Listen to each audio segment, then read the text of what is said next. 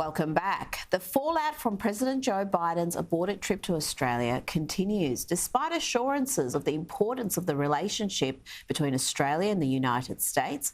The Quad summit has fallen apart. The Quad countries, that's the US, Australia, India and Japan, had been set to meet in Sydney on Tuesday, with President Biden set to make a historic address to Parliament while he was here. Now, the Biden White House claims that domestic issues will see him return to America following the G7 meeting in Japan this weekend.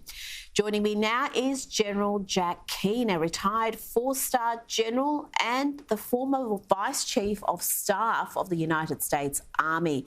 He's chairman of the Institute for the Study of War and is conducting a review for Congress on President Biden's defence strategy. General, thank you for your time. Are you surprised Joe Biden has cancelled this trip, given how important our position is in the Indo-Pacific region, particularly when it comes to China? Yeah, we're surprised, but also very disappointed here. Those of us in the United States who track foreign policy and national security very closely. And the reason is, Rita, so your audience understands, this is completely avoidable. I mean, this is a meeting, a crucial meeting that's been on the books for some time. And President Biden is involved in a domestic dispute with the Congress in the United States, particularly the opposition party, the Republicans, over the amount of debt that the United States has and the necessary congressional approval to approve an increase in covering down on that debt and paying that debt. In other words, we're out of money. We got to print some more money is the reality here. And this has been going on for months.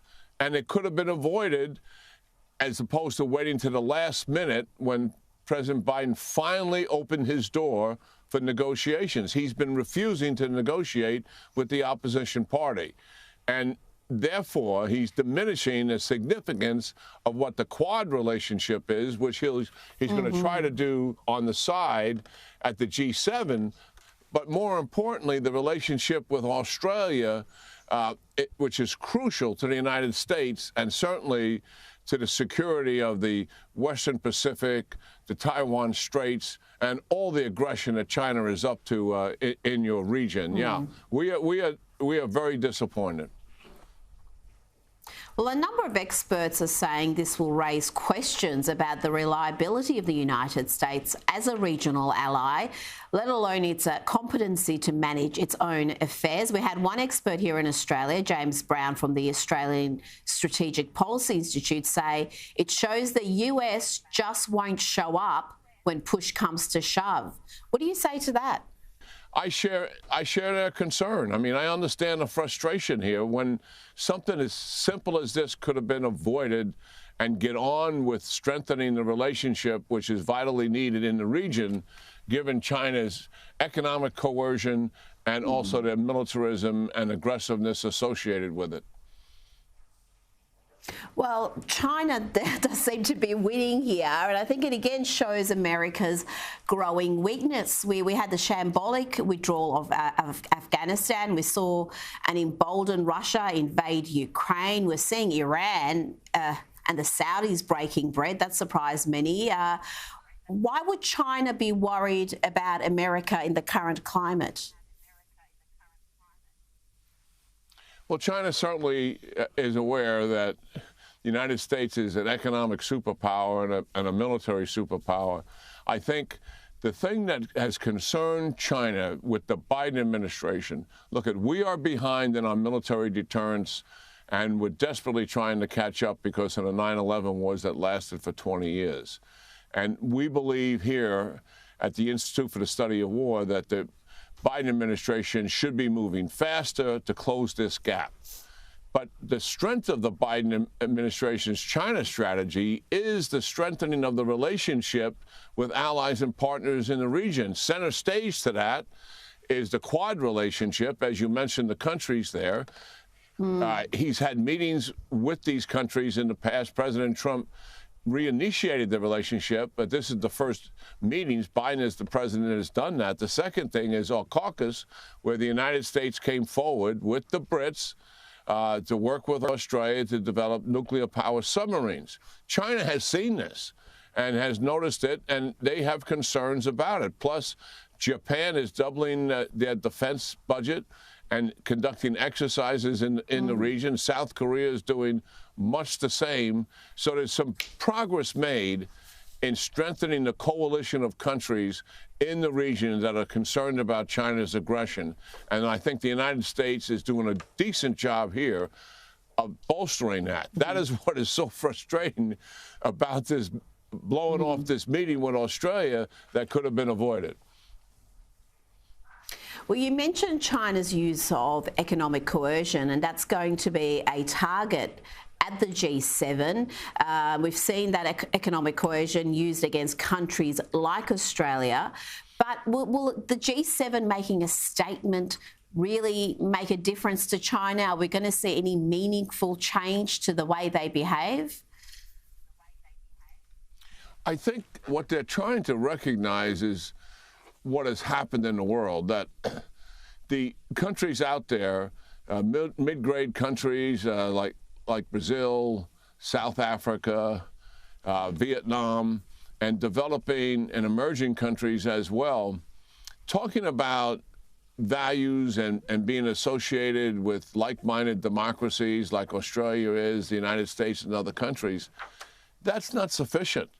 The reality is China's economic coercion with their Belt and Road Initiative has made sufficient gains throughout the world. I mean, there were 6 African countries that I had dinner with a few weeks ago. The presidents of those countries were at the dinner table, and they told me, look, General, we would rather do business with the United States, but China is here.